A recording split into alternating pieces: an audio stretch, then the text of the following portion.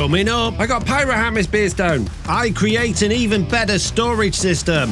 And they can go in the bin. I design some awesome factories. Ooh, it's nighttime, doesn't it all look lovely? And I build an interdimensional farm. Yeah, I forgot to put barriers up here. Let's create. Today, I'm going to be massively overhauling my storage system in order to make it more suitable for bulk processing materials all over my nether factory. I'm also going to be fixing my elevator so mobs can't spawn on these blocks and doing a whole bunch of stuff in my Cyberpunk city too. In the last episode, I started putting together our Cyberpunk city, the lower levels of it, where all of the poor people live. Then we created this massive water factory over here as well as all of these shops down here. And today I want to continue building in here, decorating the building that's surrounding our interdimensional dye farm, as well as building a brand new interdimensional washing factory, which is going to have to go in another one of these buildings, which we'll also be decorating. So I've got a whole bunch to do, and we're going to start with the storage system because I need that in order to get my dye farm fully automated. You see, this dye farm is set up to take packages from the Nether Tower that we were just in, bring them over to this system, and the right type of package will go into the right type of packager to get coloured into the right type of colour. But at the moment, we can't actually send packages to this, and that's because it's currently configured just to send glass items through from our glass vaults down in our storage system. Our glass is currently produced in this little glass making machine here, and it travels down these chutes into the storage system below, into this vault here where it is then stored, and it can then be accessed, sent back up through those chutes and through that portal to get dyed in the dye farm. But I don't just want to dye glass. I want to be able to send anything up there to get dyed, and in order to do that, I need to make this storage system much more capable of sending bulk items out to wherever I want them to go, because currently they can only go through the portal to my overworld storage system access, or over to this chest here so that I can access it in the nether. And all of my items are currently being stored here, and quite often I need to send a lot of those off for processing. And in order to achieve a whole bunch of that, I'm going to be using frogs as well as my arch nemesis, the factory gauges, and just hoping that we don't have the same problems I usually have with them. And if you're wondering what those problems are, generally speaking, when I use factory gauges, they massively overproduce, like all of these have done. I only wanted 10 stacks being stored in each of these, but they've all stored way more than that, meaning that they send more items out than they need to, which end up coming back and, well, overstocking what you've got. Which, if you haven't got an infinite supply of something like glass, let's say you're sending copper nuggets over to get turned into copper ingots, it can completely obliterate your copper nugget supply that you might have needed for other things. And that's why I don't like using them, but I don't really see that we've got much choice. That said, we are going to have a new trick up our sleeve, because currently what we've got is a whole bunch of fully upgraded backpacks down here. And these backpacks just store a whole bunch of items, but we send the non-stackable items over to that vault over there because we don't want our storage slots in our backpacks just taken up by things that can't stack. And I'm also sending all of my bulk stuff over here, which we're then voiding off when we've got too much of it using these threshold switches and chutes here. But we don't need to do that anymore. In fact, we don't need this vault at all anymore, and that's because we've now got access to the upgrades I need for these backpacks to make them automatically void items. So the first thing I'm going to do is grab this first backpack here. I'm going to move it down to where we've got an empty spot, which is here. And I'm going to move this empty backpack up to here, and we're going to put some void upgrades in there, and this could be our voided bulk storage backpack. For that, I'm going to need an advanced void upgrade, and for that, I'm going to need a void upgrade, which is relatively easy to make. Lovely job. Now, what we can do with this void upgrade is come over to this backpack, throw that in there, and then we can say what we want to be voided off, which of course the main one is going to be netherrack. We also want to void off cobbled deep slate and deep slate, cobblestone, gravel, and of course flint, because we've always got way too much of that. I'm also going to void off clay balls, as well as sand, just in case we got too much of that. But I don't want to void off all of that. I only want to void it off if we've got enough. Now, currently, these threshold switches allow us to keep 200 stacks of each one of the items before we void them off, and I need to now figure out how I do that with this. Oh, and I also need to add tuff to this as well, and basalt, because we get too much of those. Now, this void always button here, if we click on that, this allows a single slot to be filled with the item and voids anything that overflows, and because we can hold 32,700s in each slot, that means that we'll be keeping one stack of each of them, and that's exactly what we needed. I don't know what this button does, but we're going to find out in a minute, because now what I need to do is actually send all of the items from that vault into that backpack. And there we go, we've now got a squirrely mess of belts coming to this vault. All we we need to do is throw on a funnel onto there, and now all of those items are going to come out of there and go into that backpack. And they should fill up those first slots and then get voided. Now, I do need some more stack upgrades, but not for this storage system. They're for something else. And those, of course, are my 4 giant tunnel bores that we use for getting all of my diamonds and things. These things are now running on backpacks, and they collect an awful lot of stuff that we just don't need. And because I've got no easy way of just depositing these things into my storage system at the moment, I think the easiest way to deal with a lot of this is to put the stack upgrade in, tell it the things that we don't want to keep, and again, I'm going to keep 1 slot of each one. And now when these things are running in the world, they will empty out all of the things that we don't need. And there we go, that's all 4 of those now added. So let's hop back to my storage system and see if those void upgrades are working. And of course, that's going to be impossible to tell because I didn't have enough in that vault to actually go through. So we'll have to just keep an eye on that as that comes through later. But I would like to do a test. So let's grab another empty backpack. We're going to grab that advanced void upgrade out of there. We're going to stick it into this one and remove these stack upgrades. Grab a whole bunch of cobble from my backpack. And then if I throw this into here...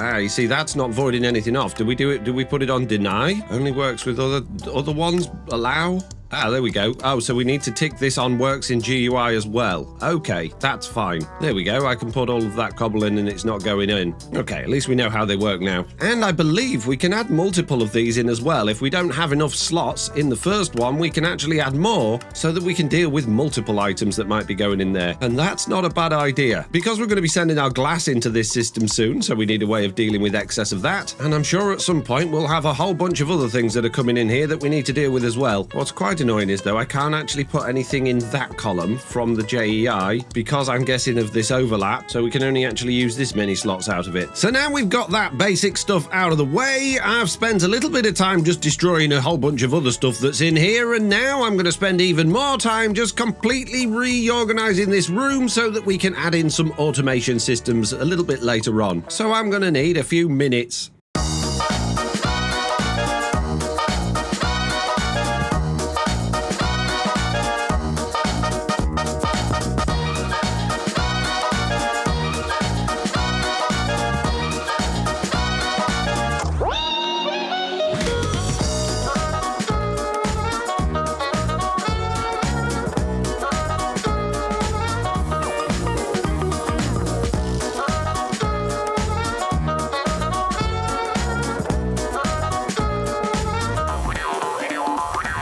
So things are progressing. I've moved all of the backpacks from over there to over here to make things a little bit easier to manage, and I've added in 3 big old vaults for my, well, non-stackable items as well as overflow storage. The vault where the items come in from the other side of the portal has been lowered down, and we've now got 2 funnels bringing items out. One is sending all of the stackable items through into the backpacks, and the other one will send all of the non-stackable items into this vault, which will then transfer into this vault, which will then transfer into that vault, filling up from there and bringing things down. I've also added frogs on the top of these, although they're not connected to anything yet because we've got no chain conveyors in, so that's something I still need to do. And I've been fiddling with these backpack settings to just add a few more items to our void upgrade. So this front backpack here, as you can see, I've put a whole bunch of sticks in there as placeholders to stop things from going into those slots, so that I can make sure I'm managing just the things that I'm going to be voiding off. And I've added 3 void upgrades into there now, and added a whole bunch of things that I only need 32,000 of. Any more than that, and they can go in the bin. Of course, we are missing some backpacks that I've pinched for other projects, and I've got a bunch of backpacks down here that I'm just running back through the system to reorganize everything. And then there's a bit of a squirrely mess going on around here, which I'll try and explain. If, for whatever reason, an item can't get into any of the backpacks, perhaps at all full, it'll go into this little vault and then come back this way and go into our bulk storage over there, or our overflow storage. And when we call for items out of here, the packages will come through. They will come past this vault here, and depending on what we want to do with them, they might go this way into there, they might come into this chest here, or they might go through into our overworld storage system. And that's entirely dependent on what I want to do with them. That's why these 2 tunnels have got package filters on. This package filter says that if I want it sent to my nether storage, then it will come this way, otherwise go that way. And this one is going to be for anything I want processed. So the filter we've got on there actually says FXNT processing. So if we're going to be sending stuff up to our stained glass farm, for example, it will come this way, go through there, and for now it'll end up in this chest, but obviously we need to add something to that to actually send it where it needs to go. And there's a little frog sat on a vault here, and that's so that if we need to send anything from our bulk or overflow storage over there, the frogs will be able to send it over to this frog when it will come out of that funnel, go through this tunnel and end up in here. And that's about it. I have also wired up some temporary belts over here so that we can empty all of these out into the system, but I'm waiting until I've gone through all of my backpacks before I've done that. And now this one is done. So let's throw that back into the system. Let's grab our next backpack, throw that on, and once I've gone through all of these, I can actually start moving on with the processing side of things for here. Well, it looks a whole bunch tidier in here now. As you can see, all of my processing has gone through, all of the backpacks have been resorted, and I've got rid of all of the stuff we didn't need. I've added in some chain conveyors at the top, and I've swapped out a couple of frogs for multicolored frogs. The red frogs that are over here only send items, and the green frogs, which we've got one there and one there, will receive items. I've also got a frog on my input vault, which is my overall storage input, so we can move things to my storage system from elsewhere nice and easily without having to run loads of squirrely belts everywhere. So now I can actually send my glass to my dye system really easily. If I come to this and I select a stack of glass, I can set the address as FXNT process dye red because I want it to be colored red. Then when I click send, the package will get sent out of there through there. That frog puts it onto there, that frog collects it, and then it goes up the chute. Can I beat it before it gets up to the top? Yes, and as it goes through to the nether, if I switch to my camera that's in the nether, it's already gone through there, and it's now coming along here somewhere. There we go, and it's now gone onto the red one. It's been unpackaged, and that glass will get dyed red. And once that's dyed red, it will then go back through the system, back up this squirrely mess of conveyors, and back out to the other side where I'll be waiting for it. So let's just keep an eye on it. It should turn red any moment. It'll actually probably happen while it's inside the red dye. Yep, there we go. It's turned red. Now it's going underneath the fan. It'll come out onto this belt at the back any minute. There we go. And now it's gone off there. It's coming around the conveyors. It's going to go back through the portal. And if I'm quick enough at switching my screen, oh, I missed it. It's already gone through. Can we see it come through the frog though? It should pop down here. That frog should get it, and in 10 seconds that will eject it, and it's gone into there, and then it's gone back into the backpacker's coloured dye. It works! So now I can send anything to be dyed through there, and that should work as well. And because we've got these chutes running all the way down to my storage system from there, it means that we can actually get stuff in and out of my storage system a bunch easier. Like the glass that we're producing in this glass vault, it currently has nowhere to go. But if I make the glass vault a little bit longer, like that, break this block here, break a couple of those down there, and I click on the side of one of those chutes to there like that. Then if I pop that down there, the glass is going to be able to empty out of that vault and go into our storage system below nice and easily, although I don't think there was any glass in it, so it's not going to send any. And that's because I turned this system off, because at the moment we've got no way of controlling it. And that's what we need to work on next. And in order to do that, we're going to need factory gauges. Like I said before, I don't want to use factory gauges, but I'm going to have to. So I think what we're going to do for that is create a little wall over here. Let's make it a decent sized wall out of these non-spawnable blocks. Grab myself some factory gauges, and I'm also going to need a redstone link wherever they're hiding. There they are. So I'm going to connect these factory gauges to our stock system. And the first one I'm going to put on is going to be the one for glass. So if we pop that on there and click that in, you can see we've got 17,000 glass in the system. Let's change that to stacks. Then I want to put a redstone link on there with the correct filter for our glass system. And now I want to link this to that redstone link. And I believe there's a way I can make it so that it outputs that if we've got enough. And I guess if I set that to like 100 stacks, yes, we've got more than 100 stacks, so that redstone link is on, which should mean that if we go to our glass layer, then yeah, that redstone link is now turned on, so I can get rid of this lever, and hopping back down, if we didn't have more than 100 stacks, then that'll turn off and it'll produce more glass. And now I can set up my factory gauges for my different colors of dyed glass. And because we've now got access to all 16 of them, we're going to need 16 factory gauges. And I know it's stained glass, not dyed glass, but what are you going to do? If I link that to the normal glass and say if I send a stack at a time, I'll get a stack back. And then I need to put the right address in. And of course, that's white dye. And now if I say, do you know what? I want 100 stacks of that. That should now start sending that out of the system. There we go. And that should fully automate dyeing that glass for me. And no doubt, because these factory gauges are absolutely stupid, it'll automate way too much of it. So I'm going to say I only actually want 10 stacks and hopefully limit that. Now I just need to set that up for every single one of the different colours. And then we'll have all the stained glass we need. And there we go, every single one is set up. They're all set to produce just 9 stacks, and as you can see, this frog is going crazy, sending out all of the glass, and we should start getting some back as it comes back through the system. And switching over to dye cam, you can see that those are all coming through absolutely perfectly. They're all getting dyed. I don't believe anything's gone the wrong way. No, they're all just working perfectly. This is great. And that means for now, I'm done with all this technical stuff, because I want to go and actually decorate that dye shop.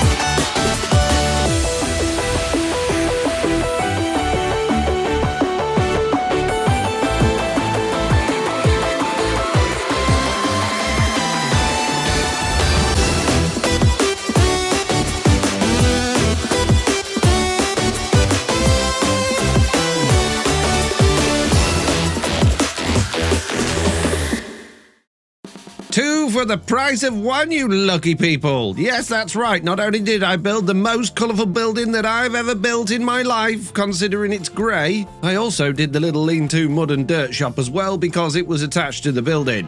And we'll just have a quick talk through this one because I think it pretty much speaks for itself. We've got a whole bunch of the coloured copycat pipes at the front here, as well as a bunch of shafts and the sign, of course. We've got a big old water wheel at the front, which is actually spinning, and then the big old sign with some broken letters on it, so it actually says Purdy, which I think is appropriate because it is very purdy. On the roof, we got a whole bunch of different chimneys, all spitting out all of the different colours of dye smoke, and they are due to the fact that we've got the steam and rail smokestacks in there, which you can actually dye the colour of smoke that comes out of it, and I think that works really nicely, just making this thing feel very vibrant and very colourful. I haven't done a massive amount round the back, mainly because I don't really know what's going to be going on here, but I know this is going to be the back of the town, so whether that's a big wall or something, or lots of fences, or we do something to basically separate the town from the rest of the area, I don't know. But we do have two big water wheels sitting in the back of the building, another sign down there, a whole bunch of grates and shafts around, and a little bit of neon around the top. So it is a little bit decorated, but not quite as much as it could be, I suppose. Inside, I have put floors in and things to tie it all together. Of course, we've got these lovely black stained frame glass doors. We've got a bit of a mesh floor. We've got our portal in here, and then we can go downstairs into where all of the machinery and belts and things are, which apparently might be a bit dark. I just picked up zombie flesh, but it doesn't look like it's too dark according to my light levels. So yeah, we can access all of this round here to make any changes or fixes that we need to. And of course, we can go back up the stairs and up to the very top layer of this, where we've just got the back of the water wheels that are in here, which is just connected to a little bit of power in order to make those turn nice and slowly. So that's this building 100% complete. Let's have a look at the mud and dirt shop, which has a lovely colourful awning. It's not very dirty awning. It has another sheet metal roof akin to the one we've got over here on top of the fuel shop. And around the outside, I've just sort of tatted it up a bit using copycat paints to texture those, a few iron bars, a little bit of a ladder around the back. But again, I've not gone too crazy around the back because I don't know what's going to be happening here. That said, what we could just do very quickly is just throw down a handful of barrels and crates and things down here just to make it feel a little bit like there's a little bit more going on. But realistically, I think it's all it needs back there. So moving into the building, of course, I've done a little bit of decoration on the inside. We've got the little dirt shop bit where a shopkeeper could sit and sell the mud and dirt. We've got some shelves around the top with some barrels and chests on them. And we've got a little bunk bed here because, of course, you could sleep here if you wanted to too. Now, this also has a sign for fresh water and food, so I was thinking of putting some sort of vending machine in here, but I need to come up with a good design for a vending machine that's going to fit the bill, so I don't really know how we're going to deal with that just yet. But basically, the reason I've added those is because it sort of fills the space where the signs are.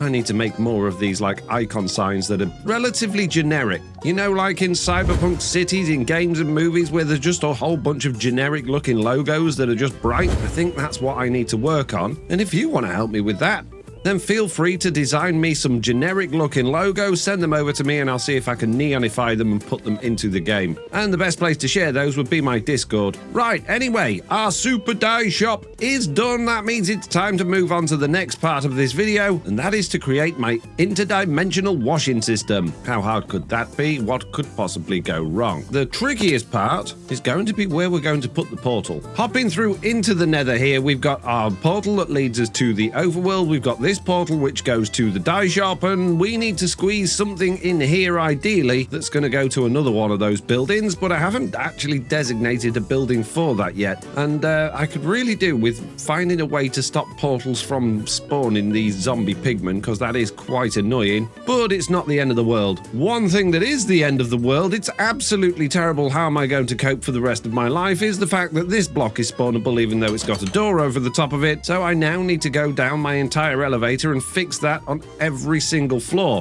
which does mean rebuilding my elevator slightly. So if we take that all the way up to the top of the building, I can then demolish it and then rebuild it. In fact, I don't really need to demolish it. I just need to make this not a contraption. All I'm going to do is I'm going to take these elevator blocks here, and instead of having it on that block, I'm going to put them there instead. That means I don't actually need the bit of redstone dust, and it means it's underneath the block, so it's no longer going to be spawnable. It just means that I need to move the one that's actually in the elevator to one side as well. And in order to do that, I need to get right on top of the roof, dismantle my elevator, which is going to break a few blocks, but that's absolutely fine. Smash this, smash that, stick that on there, go back in, stick that there, and then I should be good to reassemble it, I think. So let's just click on that, reassemble it. That seems to have worked. But now all of my levels are... Oh, I'm going to have to rename all my levels again. Oh, that's annoying. Anyway, that should work. And there we go. It's done. My elevator is completely fixed. All of the levels have been put back on again. So now what we need to do is go and figure out exactly where we're going to be having this washing system. Now, to be perfectly honest, it actually makes sense to have it as part of the super dye system, because it would be very easy just to add some washing lines at the end of this. But I don't want to do that. I want each farm to have its own separate building, and that way we've got excuses to actually make farms, give them names, and make them look good. So we've got this building that's going to be here, which might be suitable. We've also got some buildings that are going to be here. We've got that one there. We've got this here, which I want to be the tavern, and then we've got a couple down there as well as my subway building. So I'm thinking probably the one that's going to have enough size to actually do that is going to be this here, but we've got to be very careful if we put one here that we don't have issues with portal linking, because the portal for this one is so close. Now, this is actually on level 100. So I'm thinking if we go up to the next level in the Nether and actually have our washing one at level 110, which is just here, then it should have a little bit less problems linking. And if we keep it more towards this side, that should help us out quite a lot. So let's figure out where we're going to have it and then see if it conflicts with the ones we've got in the Nether. In fact, I tell you what, before we make it out of obsidian and I have to break it and move it all over again, let's make it out of something we can very easily break. And I think it would make sense we come up to level 110, come a couple of blocks away from the wall in each direction, and then let's just say that would be our portal there, in which case we need to work out where this block would be in the Nether. And those coordinates come out here, right next to my water farm. That's not ideal. That's not ideal at all. But I do have an idea of how we can fix that. But yeah, if we were to be on the level below, it's going to be very close to this portal. So I think what we actually need to do is just push it further back in the overworld and perhaps try and bring it round here a little bit. So I'm very glad I didn't actually make that portal out of obsidian now, because I knew I'd have to end up changing it. Let's get rid of you. And let's instead come right down here over here to level 100, which just happens to be the same level we've got the portal there, and try and keep it away from that one. So maybe this building could be a relatively long one coming back sort of over this way, or maybe, oh no, because we've got a portal in the subway, we've got one in there, and we've got one in there. So really we want to actually be over in this corner here, but I don't want this slums area to actually come further back than where it is, but it's gonna kind of have to, I guess. What if we did it like down here, slap bang in the middle of those two this way, and then on the right level? Let's figure out where that will be. Why am I making an interdimensional city? Why do I make everything much harder work for myself than it needs to be? Every single time I do a Minecraft Let's Play.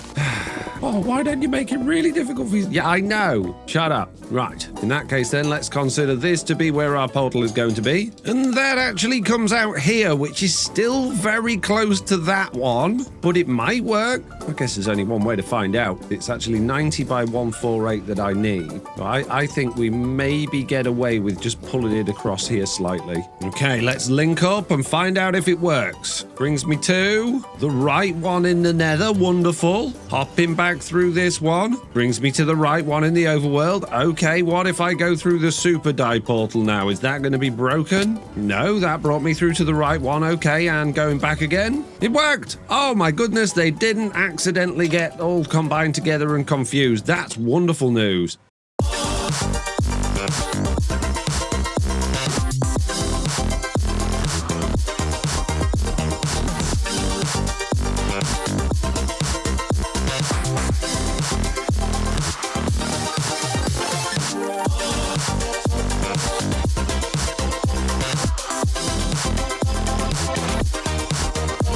And there we go. A little while later, we now have a building for our wash facility. This is the downstairs. We've, of course, got an upstairs as well, up these little bits of steps here. And we've got plenty of room overall to be dealing with it. And I thought I'd build up the actual walls of this building, so we've got some idea of what's going to be coming on with this walkway here. The idea at this point is that we reach the end of the city. There's going to be some bars here, and we'll have to do something with the landscape to make it look like it's definitely inaccessible. Behind this wall here, we will be having shops and things, but behind the rest of it, there's going to be absolutely nothing at all, other than, well, whatever I decide to put there to block off being able to see it. But yes, the factory. The factory is ready. We've got some doors down here. All we've got to do is build a big old washing machine in here and get it all sorted out from the Nether. How hard could it be? What could possibly go wrong?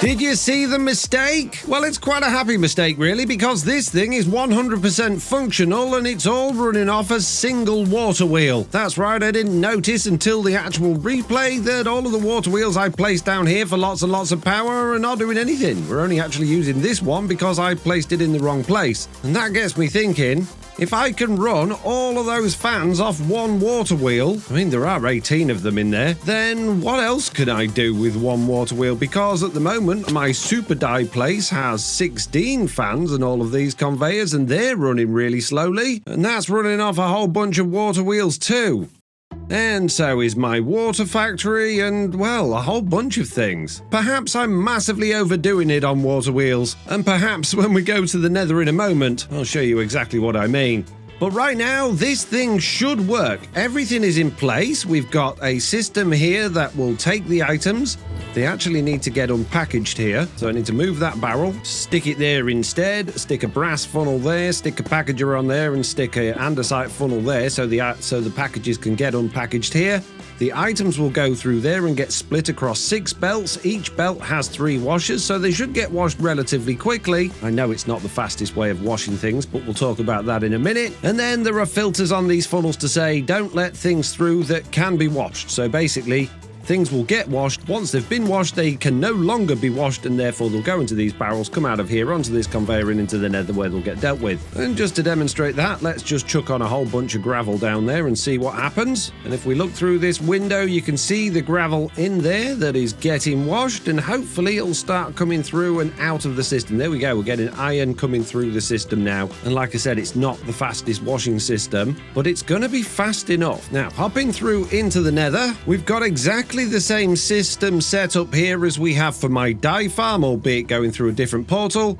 We've got packages that will come up through here and go through the portal, and then items will come back and they'll go in this chute, and they'll all go all the way down into my workshop, where a frog will send the items that have been sent back from there over into my storage system, and we should be able to send items from my storage system into this, although I haven't tested that part yet. But what did I mean by all of those water wheels? Geez, it's dark in here with my brightness down, but yeah, what did I mean by all of those water wheels? Well, between episodes, I actually added a whole bunch more power to my Nether Tower. Even though we've already got an absolutely ridiculous number of water wheels on this level here, and a steam engine that generates us over 200,000 SU altogether, I actually broke my water supply in between episodes, which stopped my steam engine running, and I couldn't start it again because the things in this tower were taking too much of the energy. So I decided to add a second floor to this, adding in all of those water wheels all over again. And yeah, that's a ridiculous number of water wheels, and if you're worried about how laggy it is, well, look, it's not. It's absolutely fine, considering all the things we've got going on in this tower. And if we go and see how much SU we've got now, we've got over 360,000 power, and over 200 of that is still available, so we've got plenty to play with. Anyway, going back up to my storage system, we need to see if we can actually send things to be washed. So first of all, on this clipboard, I need to add a new address, FXNT process wash. That will allow me to select that from this little select box here. And because this frog is called FXNT process wash, when I request those items, they should come out of the system and go into there. Let's find out. We know we can wash gravel, so let's grab a couple of stacks of that, send it over to FXNT process wash, and that should hopefully come out of that package, go into that frog, go on the chain drive, go through there. Then it should go up all of these chutes and out through this funnel any second. There we go, and into the overworld, where it's probably just jumped over the belt completely. Yes. Yeah, I forgot to put barriers up here. So let's just throw up some barriers to stop that from happening again. And now if we just post that package onto... Oh, I've opened it. I didn't want to do that. I go and send some more. Send the gravel, and hopefully we can go through before the gravel comes through this time and see it in action. Come on, quick, send me through. It's coming. It's coming. It's gone. It's gone into the system. Oh, I'm missing it all. And it should all be in there getting washed. It is. You can see the gravel, and it's gone. And that should be making its way back through into my storage system. Let's hop down quickly, see if we can beat some of the items there. They should be inside this vault here. Yeah, we've got iron and flint in there.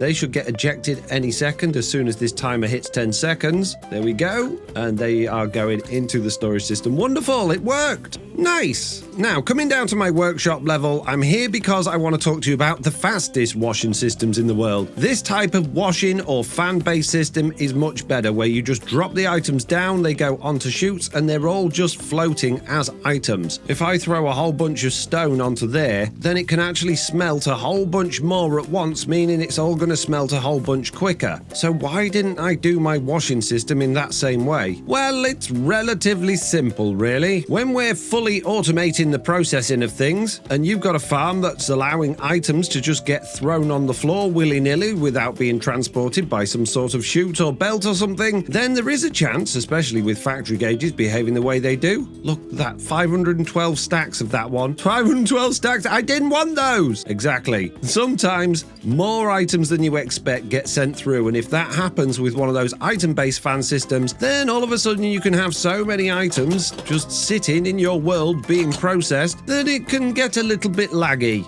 And then you get a lot of complaints from your server members. Ooh, it's nighttime, doesn't it all look lovely? Apart from the wash building that we've done, which we need to decorate still. So yeah, having it on a belt means the items actually stick to the belt. And whilst that means they do take longer to actually get processed, it means they're not just floating in the world, causing bits of lag and upsetting my server members. So that's why we've done this. And because this is so compact and so small, we've got a whole bunch more room in this building for other things that I've got no idea what we're going to put in here. So if you've got ideas of what we can fill up in this building, then let me know in the comments. Anyway, I think I need to sort this water wheel situation out. Oh, hello. Good morning. I don't think so, sir. Oh, you got friends. You got backup, have you? Think you can come and gang up on me? You got no chance, mate, especially because now I'm going to light the area up to stop that from happening. That's better, that should help a little bit. Anyway, yes, we've got a lot of water wheels here and it turns out we only need one.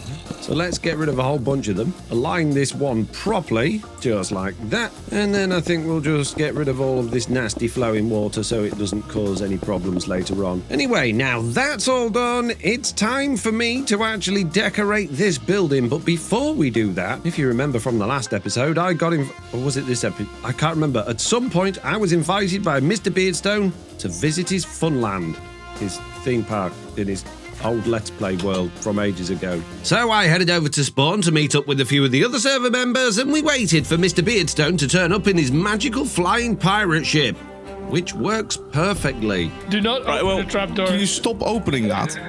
I didn't mean to. I only did it once. Stop! I'm not doing Anyway. Every time you do it, it makes everything lag. Stop it. Yeah, Spawn's laggy, so let's get out of here quick. So yeah, we're going to head off to Steampark for one night only. It has been abandoned for the last year and a half. Is there a place for us to sit? I don't want to stand. No, you just got to hold on for dear life. Needless to say, as Mr. Beardstone reversed his pirate ship out of the spawn area and transported us all off magically to his Steampark world, things got a little bit scary. Yeah. Oh, you guys are going Oh, you're going the wrong way then. Oh, I fell out! Miss Beardstone! Oh my would it help if I went God, what's faster? happening? Miss Beardstone! I'm stuck! God. I'm in a pipe! Beardstone, it's a bit fast. I fell into the hold. And then magically, as if all of a sudden, we all accidentally fell out of the boat off camera. Oh, Ow, ow. I fell off the boat, Miss Beardstone. Yeah, it's a really fast boat. It's already gone. Oh, Look at that house. unbelievable. But we are close to the theme park. We're not quite there, so we're going to have to take this very conveniently placed train all the way there. That is which is good. Okay. Yeah. Oh, and there's also some conveniently placed backpacks. If you'd like to take one, it'll just give you some treats to make sure you survive the journey. I got pirate hat, Miss Beardstone. Yes, you do. Oh, that looks good. Kind of. Oh, Wow. I think this is a perfect hat for a cabin lord. And with our backpacks and our hats, we hopped on the train and left for the fun park. But as we were leaving the station, somehow, miraculously, Stam, who wasn't on the boat in the first place, fell off the boat and appeared at the station. So we went and collected him. Did you use your parachute when you fell out of the sky? Because you landed down a lot later than we did. And so with Stam safely on board the train, we headed to the Steampark.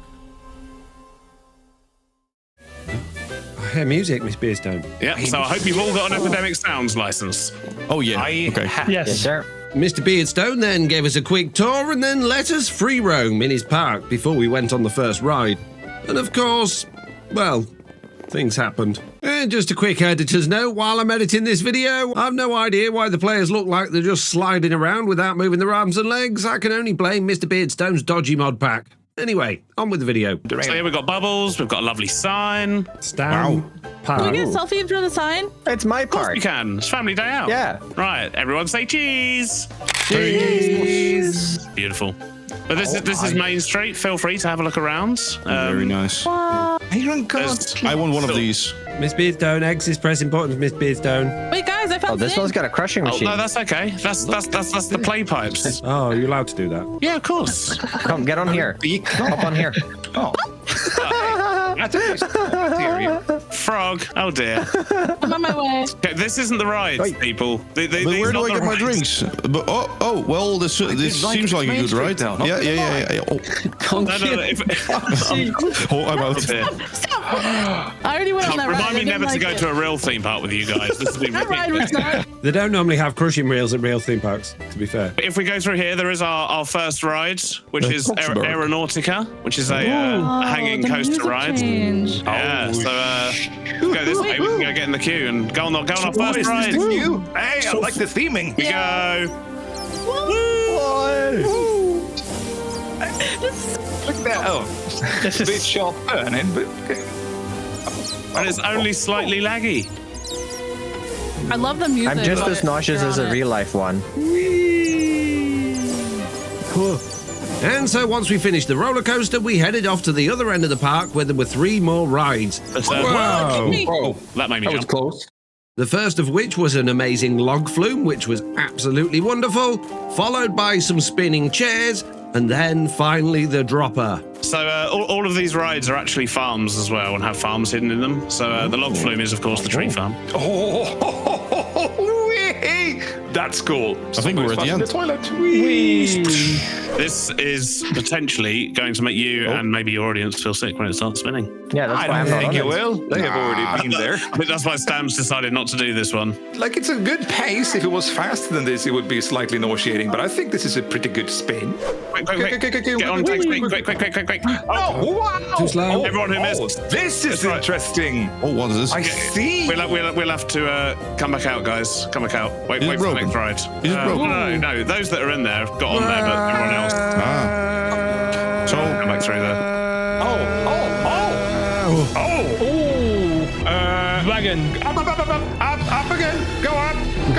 We'll know when the ride opens, though. 'cause the gates I don't know what is happening in there, but it sounds very weird. That's a pretty crazy, scary ride. Ooh, gonna scare me. Don't go back there again. Why am I going up and out? Made my tummy go funny. Stop it! I'm gonna... Oh, there they go. No, again! No! Oh, It's finished. I'm Okay. staying. That's the end of the ride down This the is the bottom exit. there. And with all of the rides done, it was time to go home. But of course, because Mr. Beardstone's ship had flown off on its own, we needed to find a different way back. Right, here's some crushing wheels. Let's go I'll see home. you. Bye! Can I have a All I'm statue? feeling now is My turn. And so we're back home, and I think I've just got about enough time to work on decorating my washing factory. I've already done it. I may have done that while you were watching that other clip, so here's the time lapse.